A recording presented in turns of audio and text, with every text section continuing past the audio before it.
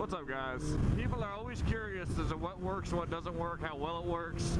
So as much as I don't want to add another freaking thing to try to cover all the time, I guess we're going to throw some product reviews in for the stuff I've used at least. So I'm actually going to do a quick review of the Healtech Speedohealer V3 that I am using on my bike actually.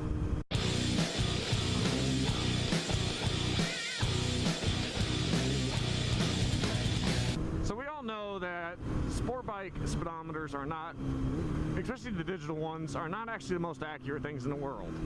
Not even from the factory. They actually have factory tolerance or a factory variation essentially programmed into them. It can be anywhere from 2.5% all the way up to, I've heard, 10%. So you could be going 10% slower, you know, in some instances than you really are. Now it always errs on the side of caution, and that's just to cover the manufacturer's ass against you suing them because your speedometer is wrong.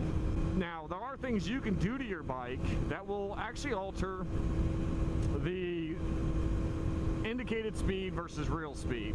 The biggest culprit is a sprocket change. People love to do, you know, down in the front, up in the back for quicker acceleration or wheelies or stunting or whatever. Somebody at some point decided, hey, we need to put a product out to essentially allow for people to correct that error.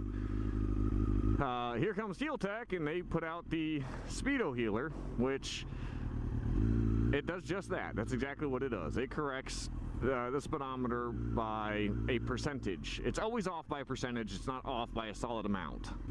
Now I'm not going to do an install video and all that because I've had this thing on here for a while, so that ship has sailed. But I would say the install, if you're relatively handy with a set of tools and can plan out where you want to put something, it's great. I mean, it's easy. You follow the instructions, it'll walk you through it nicely.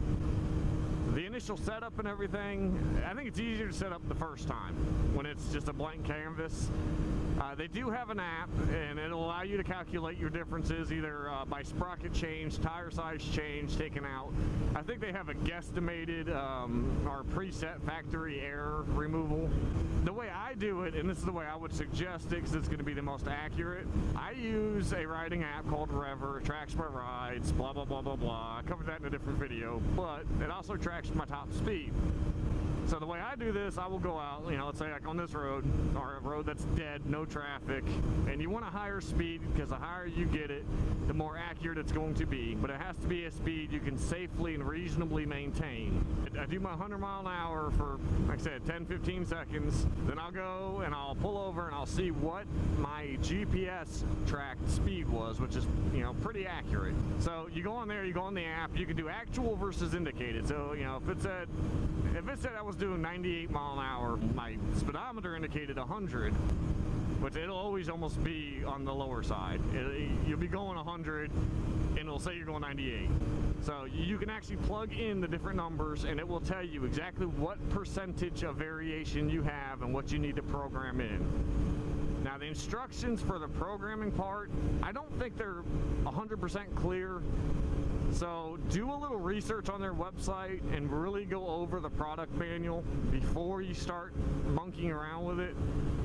I know we all hate to read directions, but you also want your speedometer to actually be accurate, right? So, but anyways, yeah, so it's essentially going to give you a percentage of variation that you program in. And your only job is to make sure that as you're typing in your numbers that you get them right. Now I do, like I said, I do the actual versus indicated, and I think it gives you the tightest tolerance basically and the most accurate numbers. The initial install is pretty easy. Programming it is somewhat sketchy, but it's easier than a guy I used to ride with. I told him buy the Healtech one. I was already using it at that point. This was a few years ago. I told him get the Healtech one. He goes out and buys, I don't even remember which brand. This thing required you to hit a certain speed, maintain that exact speed for so long before it would program itself. So you got to have a phone out with a GPS speedometer pulled up, and that's just too much fucking bullshit to go through. But yeah, I mean, in general, I mean, pretty good product. I haven't had any issues with it, with the exception of sometimes when I reprogram it, and if you don't do it every day, and you won't, you're not going to remember how to program it. And like I said, the instructions, at least on the app, are, yeah, it somewhat explains it, but it's a little weak, a little vague, I should say.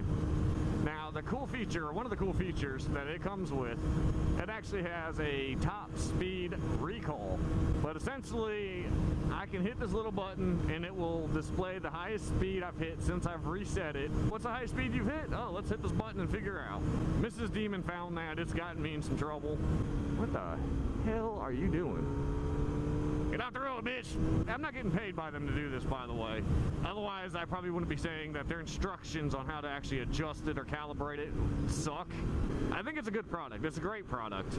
Especially, like I said, relevant to the one that my buddy was using, where that was some complicated crap just to get the initial measurement.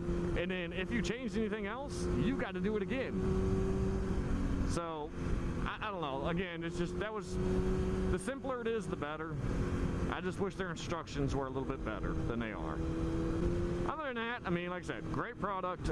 It's one that I would recommend. If you're going to do a sprocket change, I mean, on a stunt bike, you probably don't care anyway, but, you know, if you're going to do even just one down, one up or something, just for better acceleration, hey, look into it.